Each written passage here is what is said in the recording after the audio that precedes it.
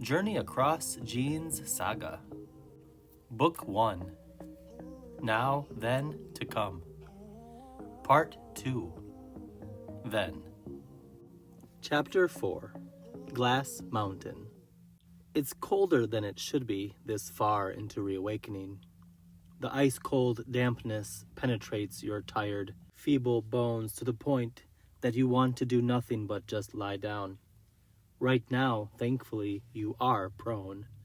After a long night of intensive, back-breaking labor, picking up heavy chunks of solid stone, hauling them several places to the holding structure, and picking at the solid walls with pointed metallic tools, you basically crashed down on your makeshift bunk. Lying down is not nearly as soothing as when you had your hammock and could be close to your partners.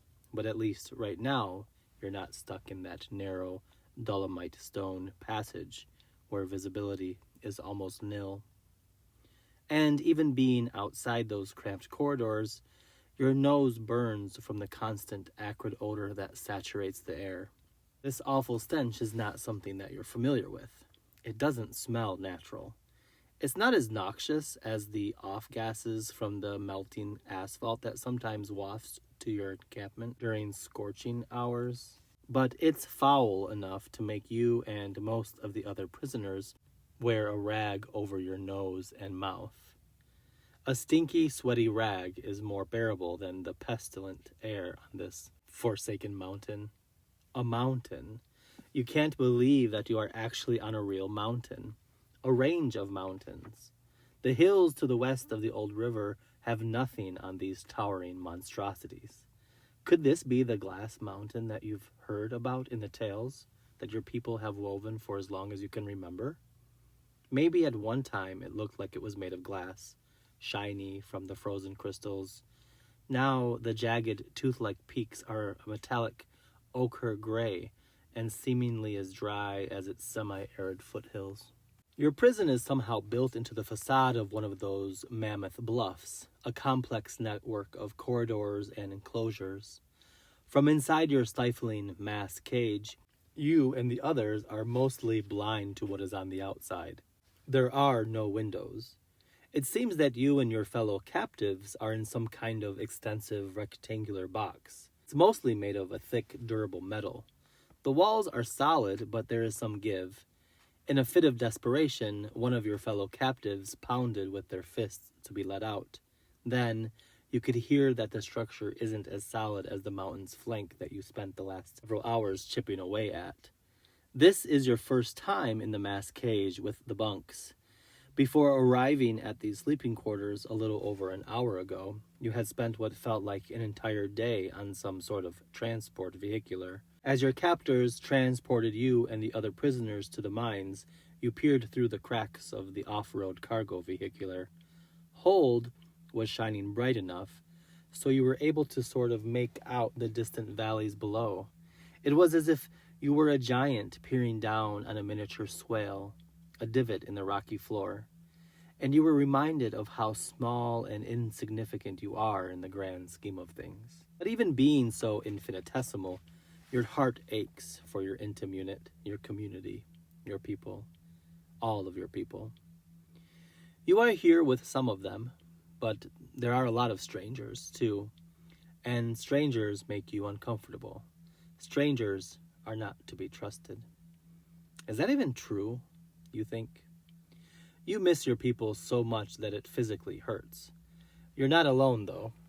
The collective pain, the pain of losing loved ones, or the simple torture of being held prisoner against your will is enough to move mountains. Yet, the mountain remains still, even as you hack away at it little by little. What is this all for, anyway? What could anyone do with all this rock? Suddenly, as you lie there, you're reminded of the throbbing in your hand. It is still healing. You don't heal as fast as you used to. Luckily, the imposed wound hasn't gotten infected. The pulsating ache makes it even more difficult to relax on top of the strange noises and stank air. The red, crusty mark on your right hand looks strangely like a uterus or a capitalized T, with a ribbon above it that spans the length of the top bar. The symbol is meaningless to you because, firstly, you can't read and therefore don't know what a T looks like, called as such. And secondly, you can't bring yourself to look at it long enough to find some sort of pattern. You prefer to pretend it isn't there. If it weren't for the deep, dull irritation, you'd have blocked it out by now. How long has it been since those scorching marauders branded me? It seems like it's been weeks since the attack on your encampment. You are constantly weak and hungry. You and the others are being fed by your captors, but there's not enough protein. The porridge-like gruel served in concave dishes consists mostly of carbohydrate fillers. You've lost a substantial amount of body mass, and your already ungiving skin sags off your tired bones. And you're constantly exhausted. How much more of this will my body be able to take? Since that day you woke up in what, unknowing to you, the marauders call the processing center, you've been segregated from your intim unit. At least your family did survive that awful night. You're thankful for that. You can still feel the taut tug of the unseeable ties that connect you to Dolores, Tayeti, Octavia, and Ursula. Oh, my dear Ursula, you thought you lost her for good. At the so-called processing center, Ursula's string was the most slack, the physically most proximal to you. She was with you briefly before you were shipped off to this labor camp just a day or so ago. You've lost her again, but not before she was able to give you some insight into your terrible situation. When you and the other captives arrived, you were segregated by genitalia. Those thugs, those monsters, ripped off your clothes and fondled your genitals. You'd never felt so violated before in your life, not even when you were bashed across the head and woke up hours later. How dare they touch me like that without my consent? You remember as angry, furious tears leave streaks down your dusty, sunken cheeks. Those scorching, evil marauders, rapists. They corralled the people with childbearing organs into one group and those with sperm-producing ones into another. If the marauders had difficulty categorizing someone's genitals, it was up to them to decide how to confine the person. That practice of segregating people by genitalia wasn't anything new to humans, but it was something very unfamiliar to your people. For hundreds of years, since the Great Dying, ideas of masculinity, femininity, androgyny with connection to genitalia have been separate, deconflated notions. In fact, some anthropologists of the future would look at gender as the people of the old world knew it, and might argue that it had ceased to exist for your people. Your people, the Atmaneti, have been scattering themselves up and down the old river in temporary encampments for centuries, relocating each new year amid reawakening. You've lost count, but the last you knew, there were 7 communes of around 60 to 90 people in each community that identified as Atmaneti.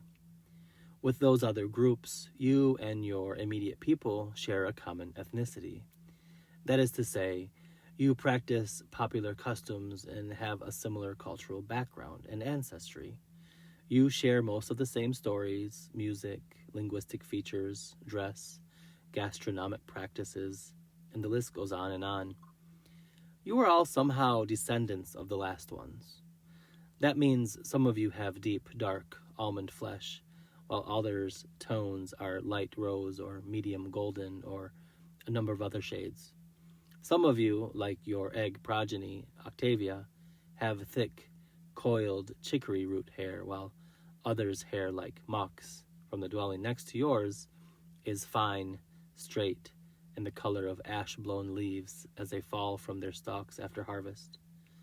When a baby is born with a dark shade of flesh, it is considered auspicious, because the lucky almond-hued person can better tolerate sun exposure and is less likely to die from the cancer it is likely to cause. And because of your people's xenophobia, you tend to only trade with other Atmaneti, whether that be goods or people. In fact, it is not usual for your kind to find partners from other Atmaneti communities. Tayuti, your Tayuti, one of your partners, and the egg blood of your eldest child, Ursula, is from a community about a 5-night foot from the section of the river your primary people tend to inhabit.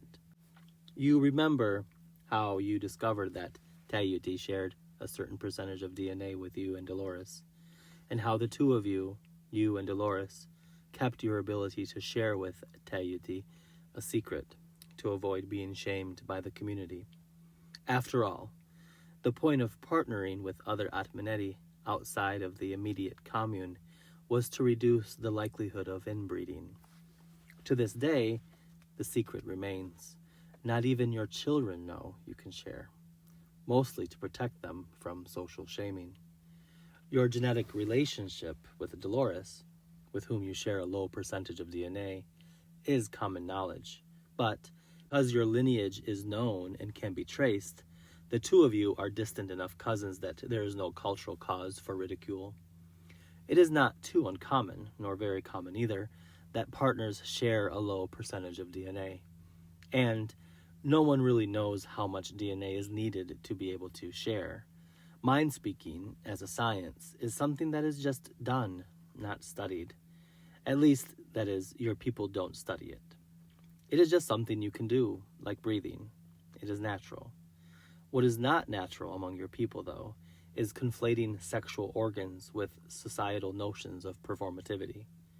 Therefore, the pronouns your people tend to use are not reflective of anything that is natural to your people, like the anatomy that you're born with. Within these disparate Atmanetic communities, there are 6 prominent pronouns commonly exploited to refer to people: they, she, he, per, e, and fe.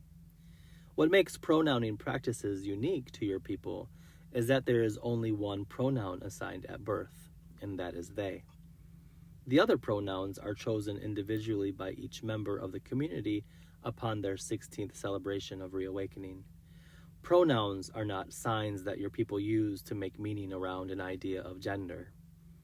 As you sit and ponder all of this, your wandering mind takes you back on your water-fetching journey some 50 reawakenings before. That year there were only 5 of you.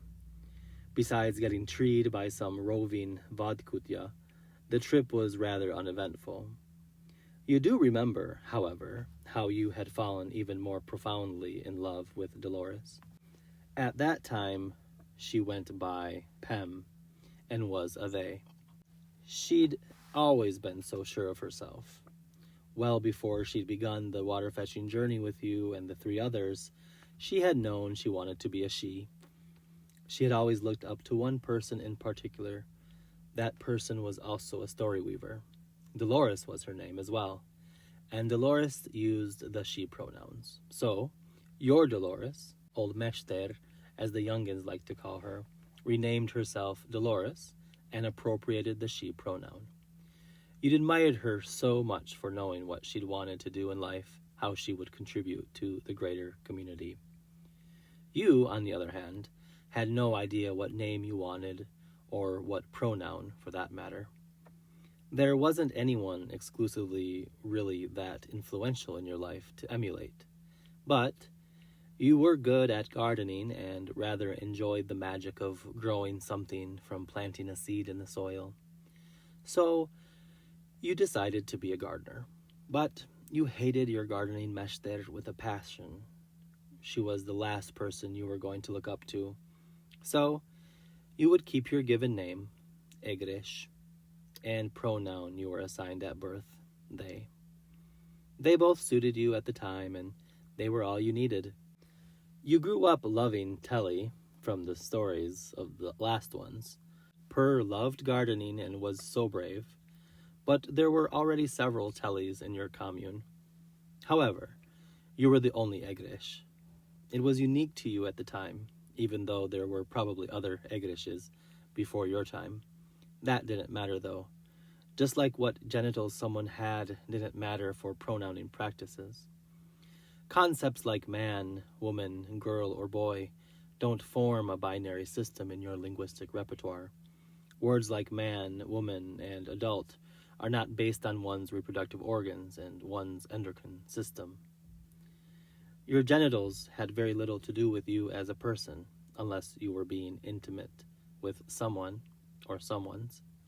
They, your genitals, would, however, come to be of some importance when it became time to start your intim unit.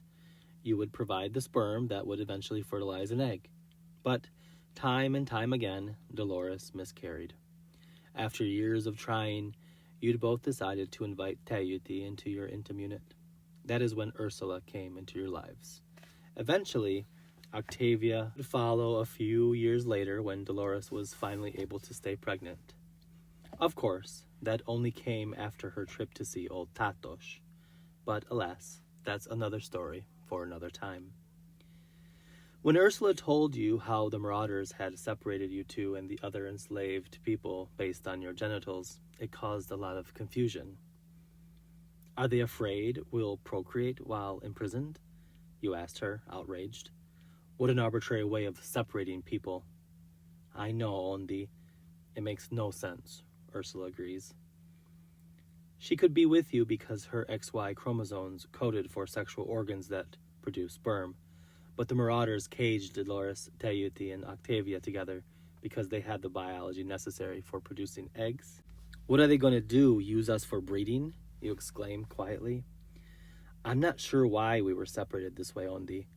We just need to focus on how in the scorching nop we can get out of this mess. Whatever the reason, the marauders would pay. You don't know how, but they will pay for what they've done to you and your family and your community. No, revenge isn't the way, but you will do whatever you need to get out of these terrible conditions to help your family escape, even if that means fighting your way out. If it comes to that, would you be able to kill? Just as you begin to drift off into a most welcome slumber, a blaring sound like a mechanical screeching causes you to jolt upright, almost smacking your head on the underside of the top bunk. Then, a whirring sound like metal scraping against metal pierces your eardrums. Illuminated gaps form at the very top of the walls closest to the ceiling, as natural light begins to pour into your stuffy space, specks of dust dancing in the horizontal rays.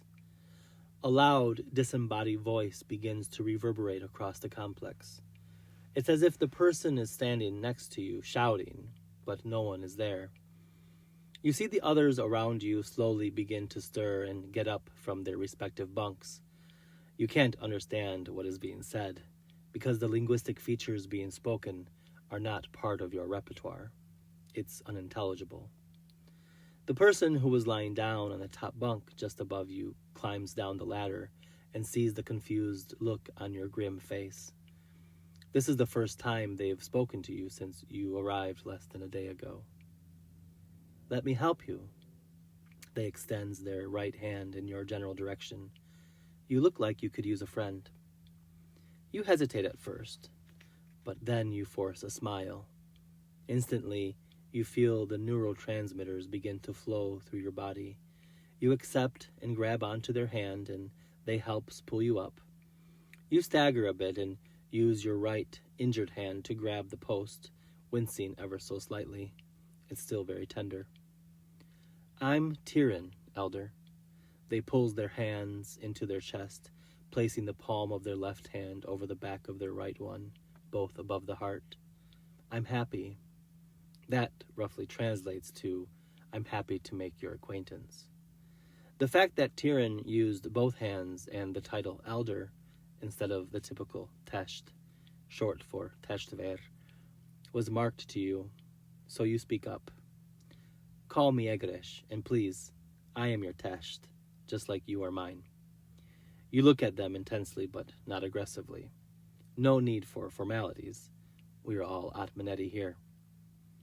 You bring your wounded hand to your heart in the typical response.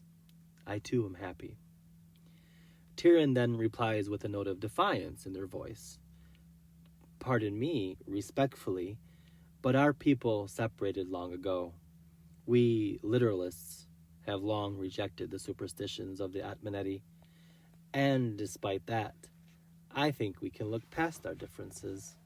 Who knows how much longer we'll be here amongst each other? By the looks of it, you're fairly new. How long have you been here? You ask, putting your hand gently on their arm as a sign of mutual understanding. This is the beginning of our third reawakening. We still celebrate it, sort of, in our own way. Not so ritualistically like your people, but we still have our ways of welcoming the sowing season. 2 complete cycles of all 7 seasons, you exclaim, letting your intonation rise at the end of your utterance as a sign of disbelief. How many from your community? All of us. Well, all of us who made it out alive, at least. The sudden flashback makes them tremble. Well, Tesht, I have a lot to learn from you then. You squeeze the hand that rests on their arm into an acknowledging grip and flatten out your smile, pursing your lips in finality. What pronouns do you use? Tyrion asks. You pause, taken aback by the unexpected question. I didn't think your people asked for pronouns. That was one of the ideological wedges that divided our people so long ago, if I remember correctly from the stories, you comment. We don't, you're right, but I know it's an important practice to you and your people, and we learn that if we are to come into contact with your people, as we inevitably do, we are to be respectful and ask for your pronouns instead of assuming. After all, I will talk to others about our meeting, and I want to know how to refer to you. I use they, you smile. You know, every time I meet someone from outside of our communes, which isn't very often, I might add, I'm reminded of how much our distrust for outsiders is one of our weaknesses. Tyrion blushes a bit. I think I'm going to like you too. What pronouns do you use? You ask, returning the question as is customary among your people. What do you guess? Tyrion replies with a smirk on their face. How would I know? I barely know anything about you, let alone those who may have influenced you, you are asking sincerely. My beard doesn't give it away? How about my short hair and the fact that I'm not wearing any makeup? Tyrion still wears a smirk. How would any of those things give it away? You reply. My daughter Ursula has a beard, short hair, and no one amongst our people wears makeup unless you weave stories. And I have a beard too.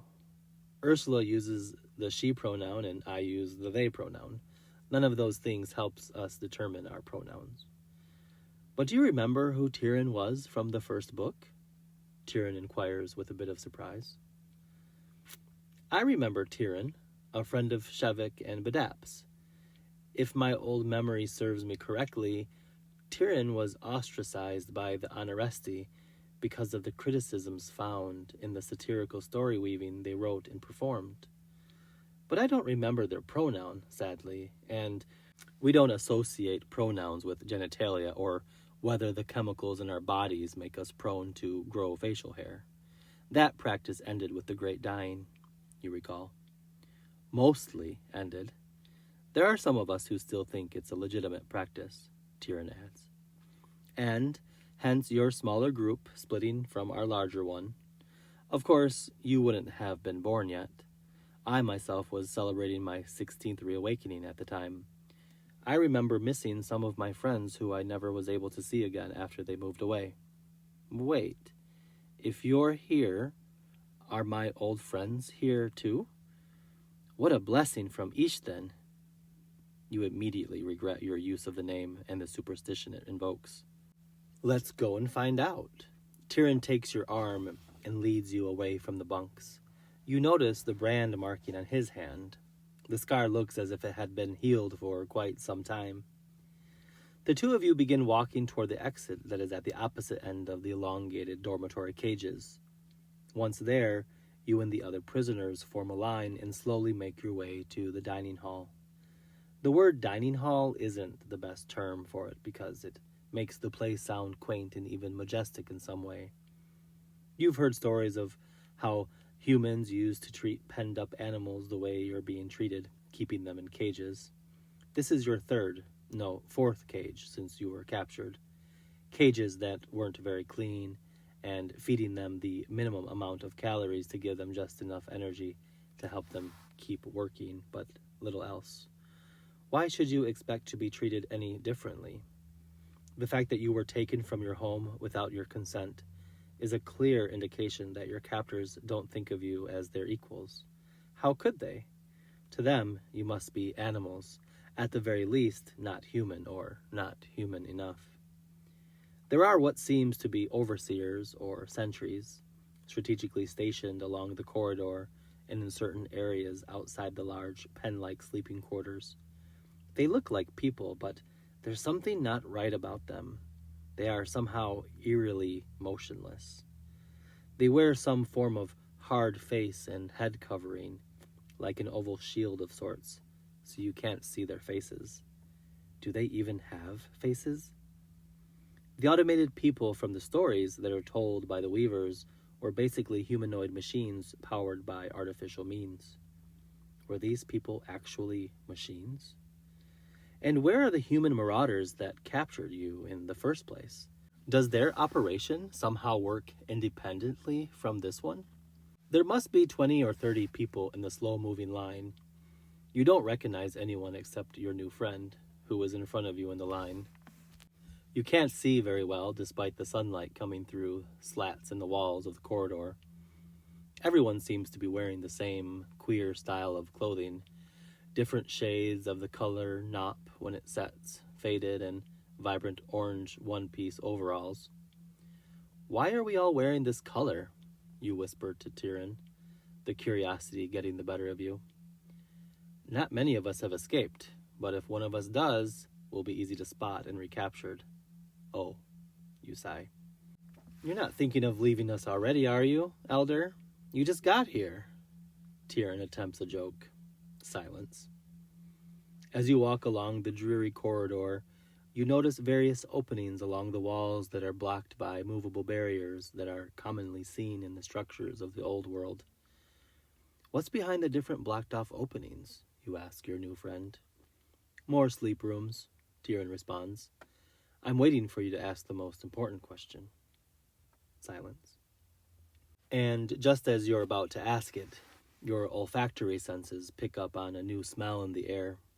A layer of sweet, cooked grain of some sorts can be smelled over the acrid stench of industrial mining. Presently, the corridor opens into a vast room filled with flat, slab-like articles of furniture, each supported on 4 legs. At each supported slab, there are several objects on which people are sitting, 4 or 5 people to a slab. It's all very uniform and mechanical. It reminds you instantly of a scene from the stories of the old world. The queue that you form a part of seemingly winds its way to what reminds you of the refectory back at your encampment. 4 people in the same orange jumpsuits take turns scooping up and filling bowls with some sort of porridge. Your stomach immediately begins to gurgle, and, suddenly, you're acutely aware that you're hungry and very, very thirsty. Following Tyrion's lead, you take your steaming bowl of gruel and the cup of tepid liquid and sit down in front of him at one of the tables. You examine the eating and drinking receptacles. They are solid and slightly malleable. The bowl with the hot gruel seems to be more flexible than the cup with almost warm water in it. At least the water tastes potable. Besides the normal caustic smell of the prison, there's a funny smell coming from the material that the vessels are made of. The smell is all too familiar to you. The landfills abound with this kind of material. They used to call it plastique or something like that. Poison is what it is. It's nothing like the compostable bowls that your people eat from. You look around and watch as the other people are silently slurping their meal. The dull sound of plastic on plastic echoes through the chamber. There are conversations taking place, but the people are speaking so quietly that you can't make out what is being said. As you look around the room, you get a glimpse of someone you think you know from your own encampment. But they look very different. You're used to them having long, crimped, dark chestnut hair that matches the tone of their flesh, reaching down to their lower back. Their beard is much longer and more unkempt than usual, too. That's Botza, Moxnether, my cousin, you think to yourself. They is looking more or less in your direction, but doesn't make eye contact with you. It occurs to you that you should be able to connect with them. They is your cousin, after all. You search deep for your invisible nexus with them, and to your surprise, there is barely anything there. That's odd, because there should be some sort of sensation, even only a very slack metaphorical thread dangling between the two of you. You try to mind speak to them to get their attention, but a heaviness in your mind's mind makes doing telepathy feel as if you're trying to walk through a pond of thick mud up to your neck. It's impossible.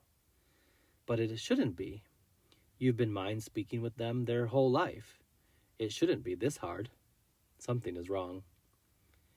There are 4 of the humanoid sentries overseeing the room, 1 in each of the 4 corners. When you notice them seemingly staring at you behind their shiny helmets, how can you not notice them? You can almost feel them watching you somehow. You begin to feel the hairs all over your body stand straight up. Your skin crawls like a million ants are moving all over you. Then, Bodza finally looks over in your direction. It's too dim in the room to see that far away, and your eyesight isn't what it used to be. Their body language changes. They squint their eyes as they look in your direction, and a half smile forms on their lips. Their eyebrows raise as they seemingly recognizes you, waving the fingers on their right hand rather timidly, acknowledging your gaze. Then they starts to get up to come to your table. But as soon as they goes to stand up, a piercing alarm like a high-pitched siren begins to go off in the room, and everyone, including yourself, starts grabbing at their ears. The sound is so deafening and disabling that your body weakens and you begin sliding down in your seat. Bodza falls immediately back into the chair. Then, in a split second, the screeching stops altogether. You look around and watch as people try to process what has just happened. Glaring stares shoot in all directions as the seasoned prisoners begin seeking out the culprit, their eyes darting all across the room. Murmurs and whispers echo throughout the various tables. The people sitting with Bodza seem to be gently reproaching them for their actions, teaching the newcomer the expectations. Tyrion, who is sitting across from you, grabs your forearm gently, a very concerned look on his barely lined face. "Are you okay, Elder?"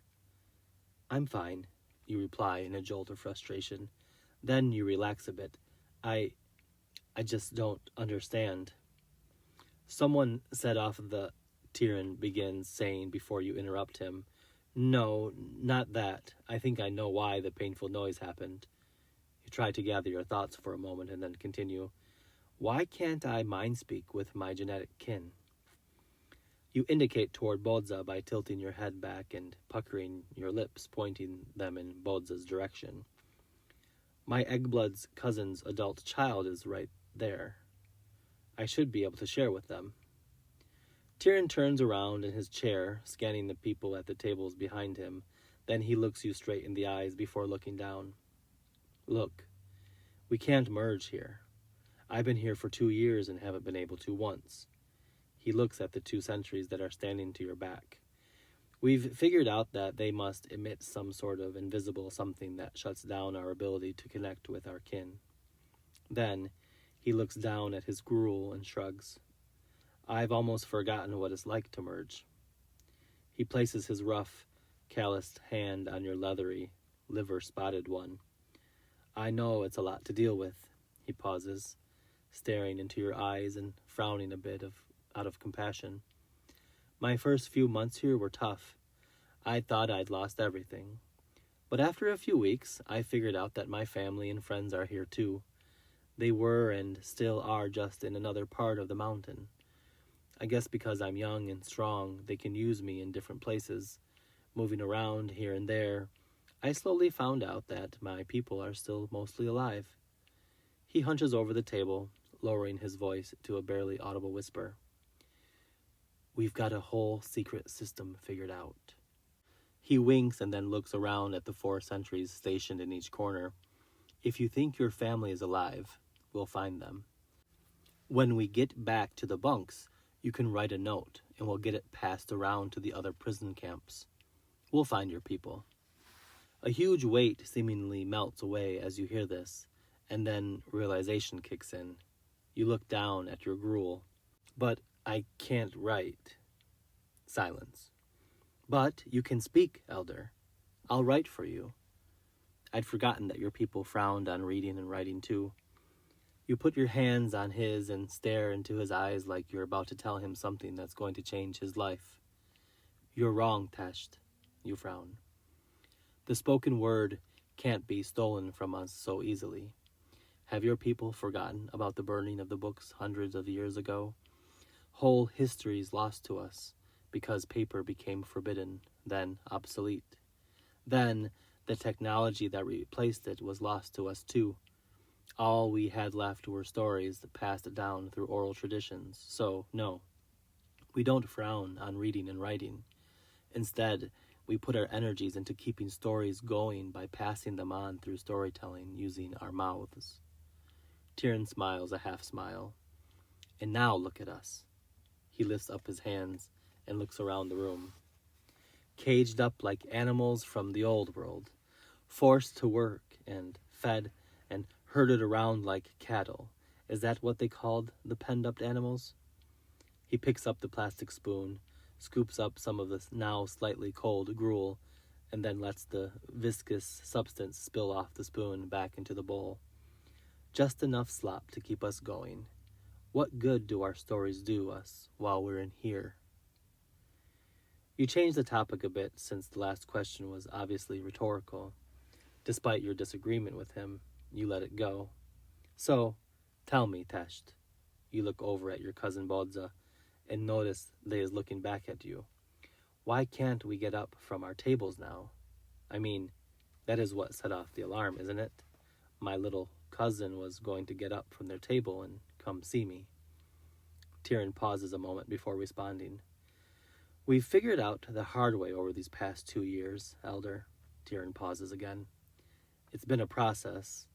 We are allowed to move around only when we're in our sleeping cells, and only for a few minutes at a time. If we spend too much time out of our bunks, an alarm will go off. You shake your head, expressing your confusion. But how do they know? I only saw those guard-looking people, the ones in the uniform, when we first left our cage. Tyrion interrupts you, fixing their gaze on yours very intensely. They aren't people, Elder. He hunches down again, and his speech goes from a hushed talk to a barely audible whisper. Those things aren't human. The only thing that makes sense is that they are some kind of machine, like the automated bots from the old world. Upon hearing this, the hairs stand up on the back of your neck as your skin tightens, forming goose pimples. Machines? Your whole body shivers, and you swallow. A gulp fills your throat. I knew something was off about them. They stand so eerily still. Yes, and they won't hesitate to send you into excruciating pain without even moving. Silence. I've watched too many people pass out from pain over the years, and after a while, some people just crack and will attack the machines. It never ends well. So what are we doing here, Tesht? You say a bit too loudly, because people from other tables start looking over to you. You lower your voice again. Why are we here?